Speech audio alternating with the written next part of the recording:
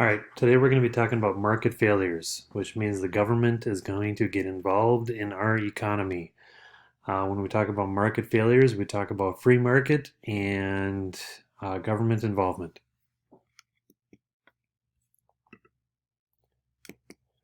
All right, so what is a market failure? Market failure is any time an economic system fails to provide resources efficiently that are needed for the public good, such as law enforcement, military, fire department, or schools.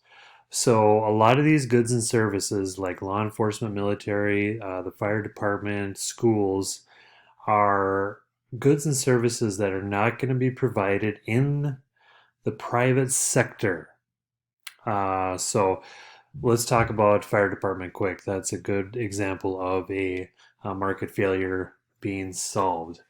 So, before there were tax funded fire departments in the United States, there were if your house started on fire, you relied on your neighbors, or you tried to put it out yourself, or you just watched your house burn to the ground.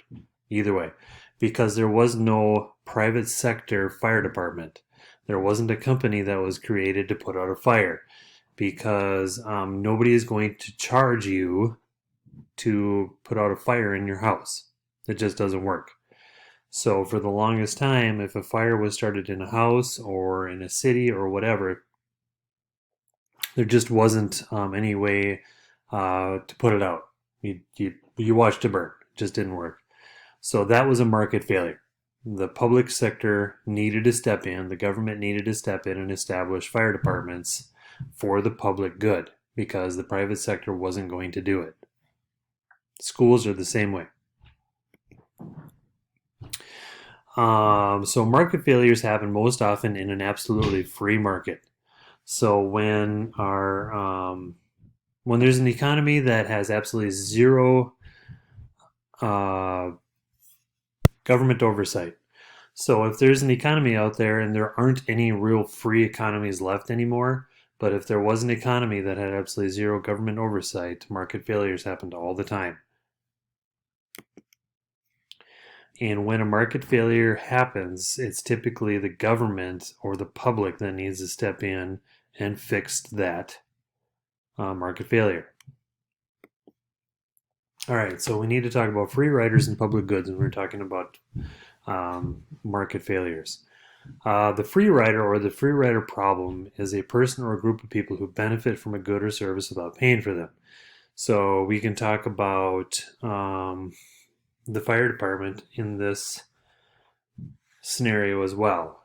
There are going to be people who do not contribute to the taxes that run the fire department.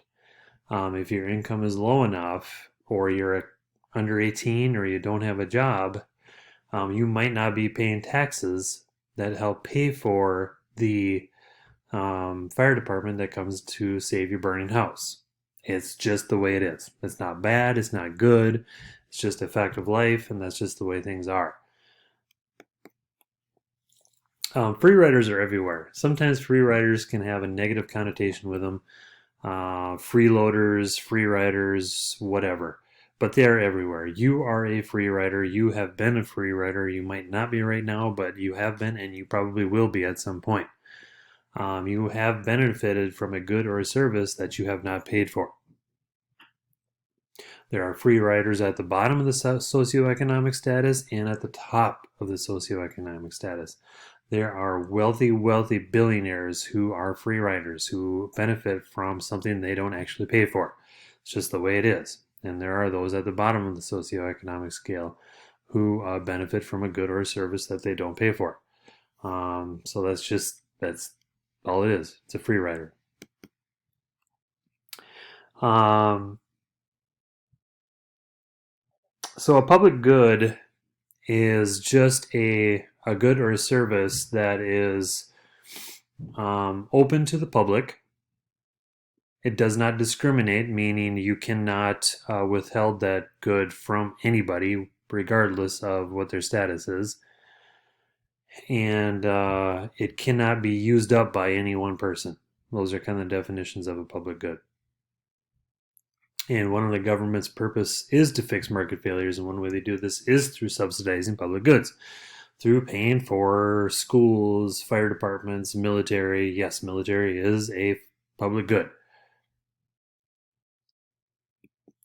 All right, so what are types of market failures? And you have a reading guide or a study guide that will have these market failures on them as well. So one market failure is a lack of public goods. So a lack of things that people need to make it through their lives, even though they can't pay for them or can't afford them. Education is a good example of a public good or a market failure that was fixed through a public good. So prior to public schools, all schools were private. And the only people who could get an education were typically wealthy males. So if you're a male or a man or a boy in our society and had wealthy parents, you got an education. And at the time, only 5 to 15% of our public was going through an education system from an early age. However, if you were a female, chances are you did not get an education of any kind other than reading and the very basics.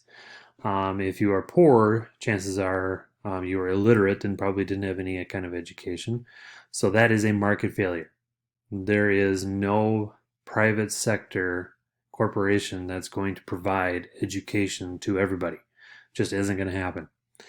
So that lack of public good was a market failure, and it was fixed through public goods and government intervention. So not all market failures are bad. One of them is a positive externality. So a positive externality is anytime someone or a group benefits without any input at all. So it's almost a happy accident. Positive externality would be called a happy accident. Let's say you own a apple orchard and your neighbor puts in multiple beehives. You will benefit from those beehives because your orchards will produce more goods because of all the bees pollinating your flowers. That's a positive externality. And then there's negative externalities, anytime someone or group suffers without input. Secondhand smoke is an excellent example of a negative externality. Imagine before, it must be before most of you were old enough to know any better. It was okay to smoke in restaurants and bars. But the government stepped in to make that illegal because many service workers, waitresses, waiters, busboys, were all getting cancer and COPD due to secondhand smoke. So they were suffering without actually doing anything to cause that suffering. They were suffering because of somebody else's bad choice. So that is a negative externality. Income inequality. So we have the withs and the withouts. Income inequality can be a definite market failure. Something the government has to come in, step in, and help fix. So right now, income inequality in the United States hasn't been this bad since probably pre-World War II. The 1920s, the Gilded Age, is a good example of income inequality, where we have a very small group that owns most of the wealth in society. So right now, 3 individuals in the United States own more wealth than the bottom half, or the bottom 150 million people. That is income inequality. The government steps in to help with that through redistribution taxes, Social Security, welfare programs. All of those are government programs help to combat income inequality. Inadequate competition or monopolies. Anytime a business has an unfair advantage. The 1920s were also a good example of when monopolies were a pretty big deal. And it's not just for the sake of competition within a corporation. I'm not feeling sorry for Sprint because T-Mobile bought them out, or because T-Mobile or Verizon merged with another company to beat them out. That's not what monopolies are. That's not why monopolies are a problem.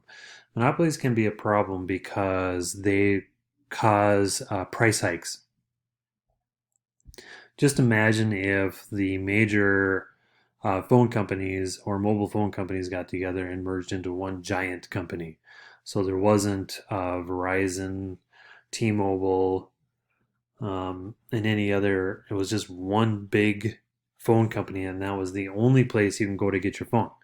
Well, if there's no competition, they're going to make service as expensive as they possibly can because competition drives down prices. So the government steps in to make sure that no large monopolies are being created. So that's it for market failures. So just be aware that market failures, we're talking about um, anytime a society or an economy or a public is hurt due to unfair business or economic practices where a government like ours steps in to help out. There is no real free market economy in the world right now. Most of it has some form of government intervention. And it's kind of a sliding scale. We are in the United States, I would say, probably a little more free market than many other nations, in that our government doesn't intervene in our economy as much as other nations do, like Denmark, Sweden, any of the Scandinavian countries. The government definitely takes a bigger hand in the economy, but the United States not so much. All right, that's it. Bye.